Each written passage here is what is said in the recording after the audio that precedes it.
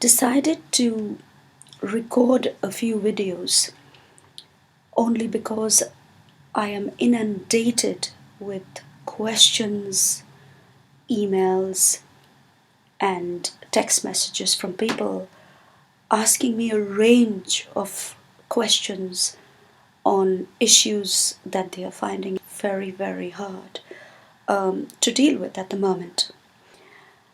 So I've decided to find some time to try and deliver these videos to these people, especially young people who need this help. The first topic I've chosen to speak on is why isolation fuels depression. Now, under normal circumstances, we would always advise people who are feeling a bit low or maybe suffering with depression to try and keep talking to people, to get out there, to make contact with people, to socialize, to find friends. But given the current situation, it is easier said than done. And it's very difficult for people to do that. Why? Because we aren't allowed to go out much. We aren't allowed to make physical contact with people. We aren't allowed to socialize. And for all these reasons, this feeling of isolation is actually doubled or even tripled in many, many ways and for many, many people. Now, depression is actually worse than sadness. And I'm going to share with you a case in question. There's a 19-year-old girl who's going to be 20 in 2-3 months. And she sleeps till 2 or 3 o'clock in the afternoon.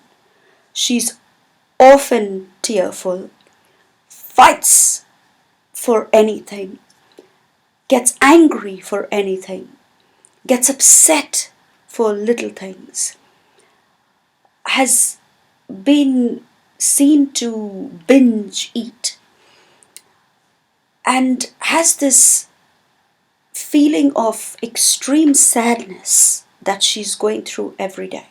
Now, she's dropped out of university. She's isolated at home. She's definitely on, her iPhone and whatever else she has.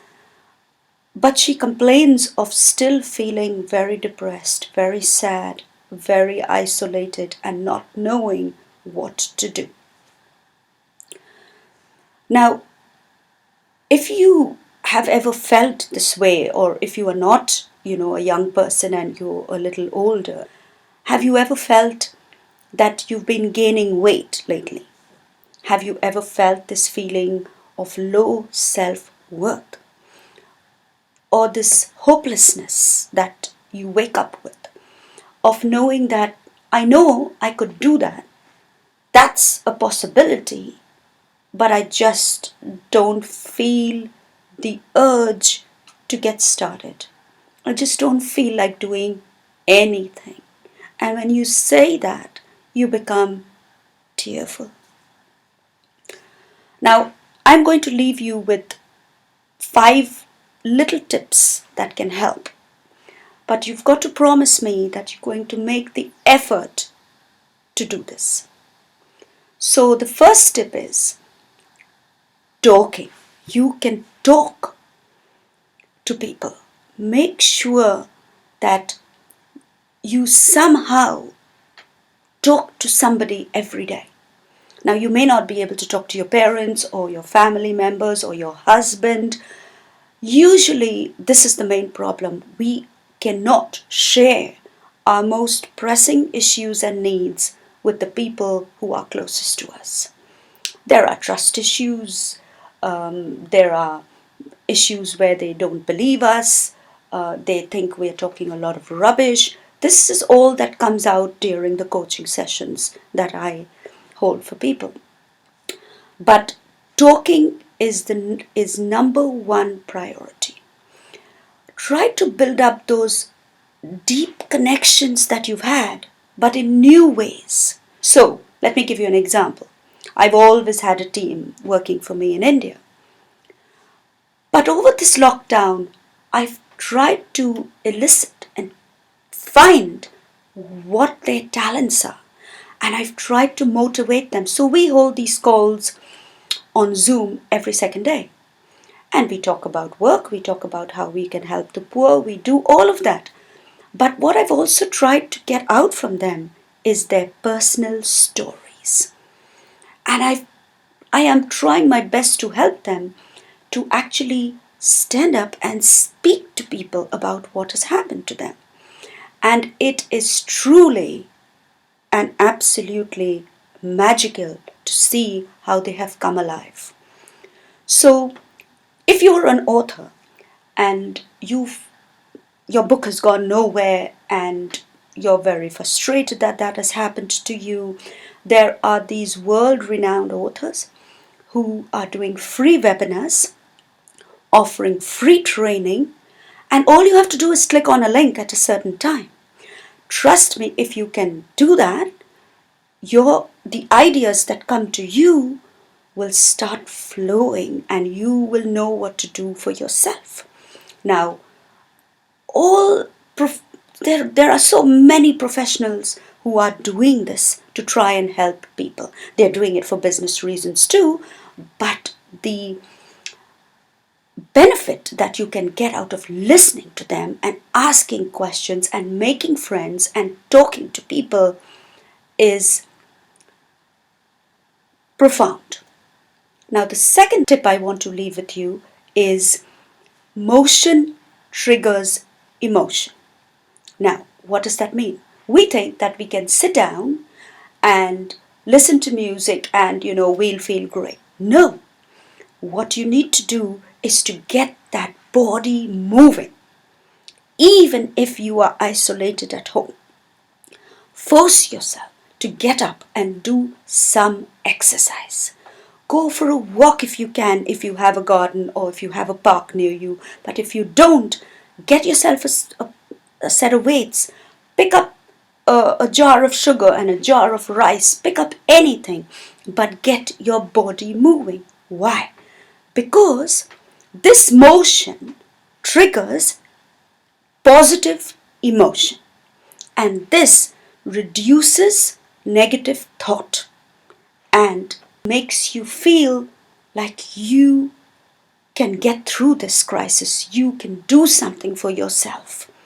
This is why you have got to get moving. Now, volunteer your services. Find places around you, charitable causes where you can help young people. We are all at different levels in life.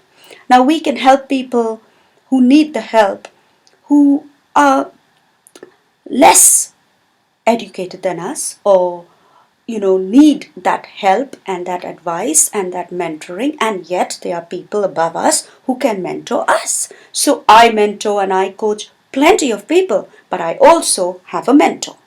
So either you mentor people and advise people and start to become this coach and this trainer, this advisor, and this go-to person, or get help from somebody who knows a bit more than you.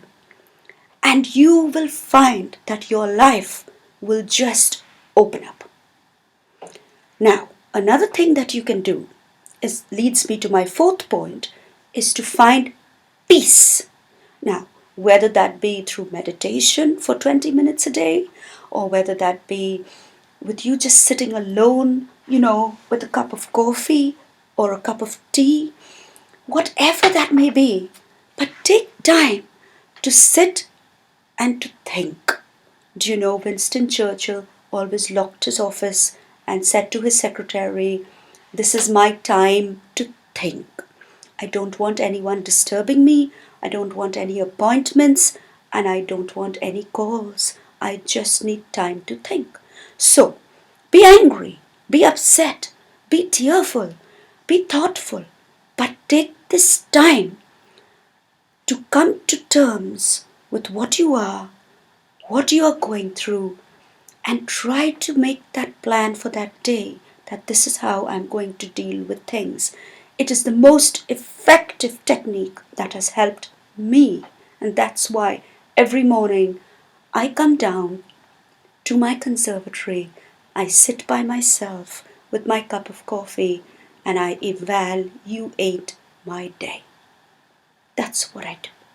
My last and final point to you is food. Everyone knows that you are what you eat. So try very hard to cut the excess caffeine. Try very hard to eat less carbs and more vegetables. Try very hard to cut the sugar and to cut the fatty foods. If you eat healthy food, you will feel healthy, you will get up with a spring in your step, and you will feel happy to actually just try some of these tips. If not, take action in your life. I hope this has helped, and I'm going to be sending out more videos that I hope can help all of you who have asked me so many questions. Take care and look after yourself. Stay safe, and I'm here if I can be of any assistance at all.